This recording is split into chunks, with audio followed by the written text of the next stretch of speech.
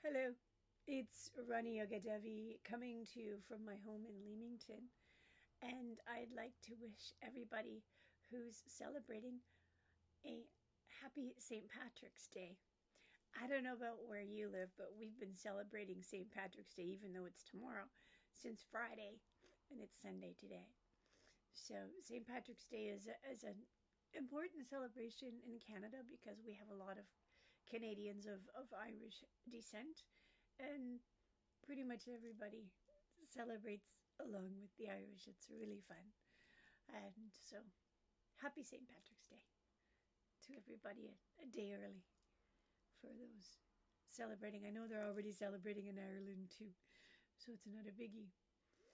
So there is something that I want to discuss today that's of a serious nature. My throat's a little bit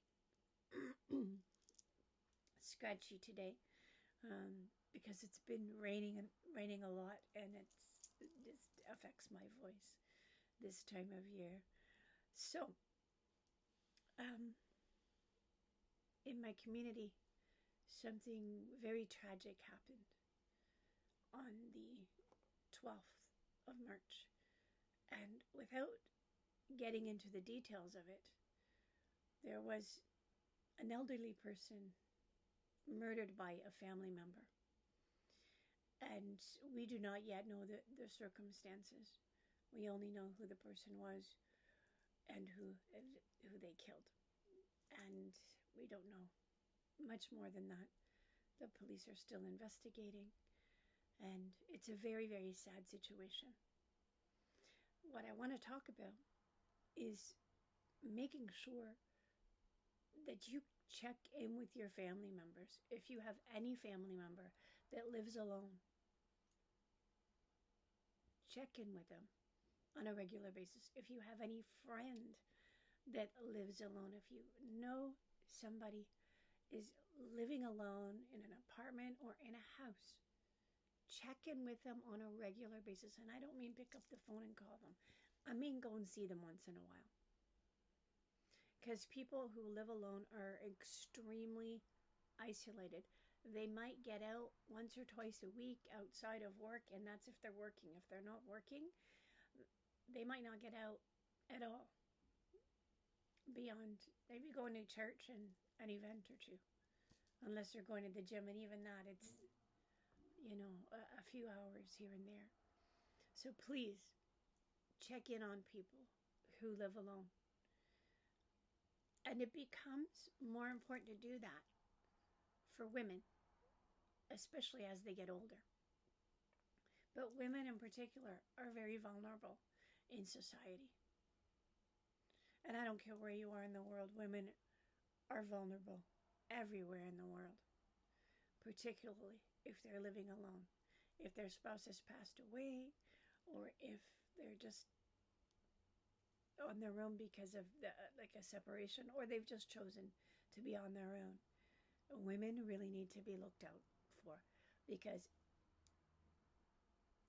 the person in this area who passed away, the police did a wellness check and discovered this woman dead in her home a day after she died. Now, what if somebody had checked in on her before, when the person who killed her was around, and that person was a male who could have prevented it?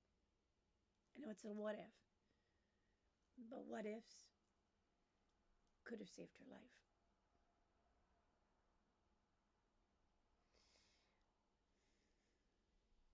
It's just a really, really sad situation, and it's just one of many, of thousands that happen every year across the world. Tens of thousands that happen every year across the world. I'm losing my voice because it's a difficult topic to speak about, but it's very important that we speak to it. It's very important that we do more than speak to it. It's very important that we start taking action. If you know somebody who lives alone, check in with them.